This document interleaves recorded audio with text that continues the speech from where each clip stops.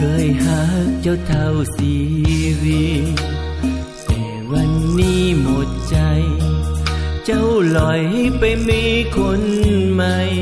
ปล่อยให้ค่อยซ้ำอุลาคนนั้นไปใส่เจ้าจึงได้กลับมาหาบ่แม่นคนทันเวลา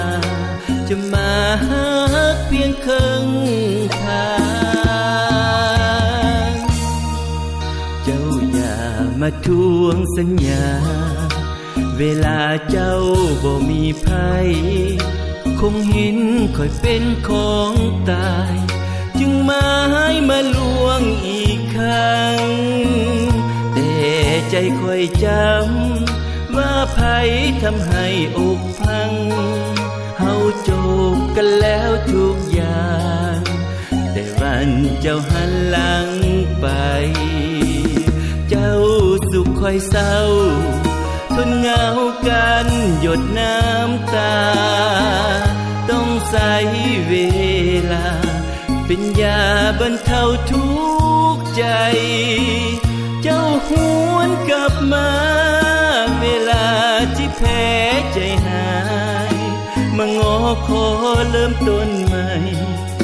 มันสายไปแล้วตอนนี้เจ้าอย่ามาทำซ้ำอ้อยเหยื่อไม่เสือลายในตอนที่เจ้า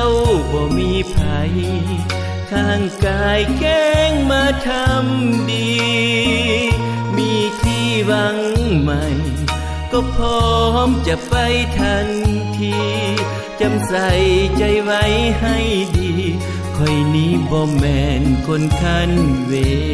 ลา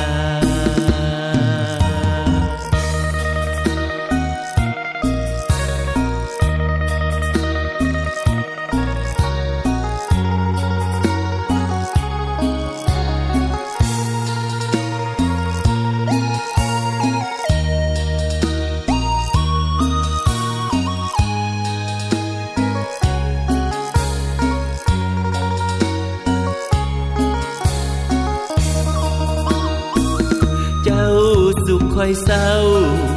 ทนเหงากันหยดน้ำตาต้องใช้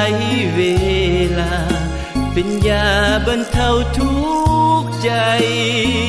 เจ้าหวนกลับมาเวลาที่แพ้ใจหายมางอขอเริ่มต้นใหม่มันสายไปแล้วตอนนี้เจ้าอย่ามาทำซ้ำอ้อยเหยื่อไม่เสือลายในตอนที่เจ้าบ่มีภัย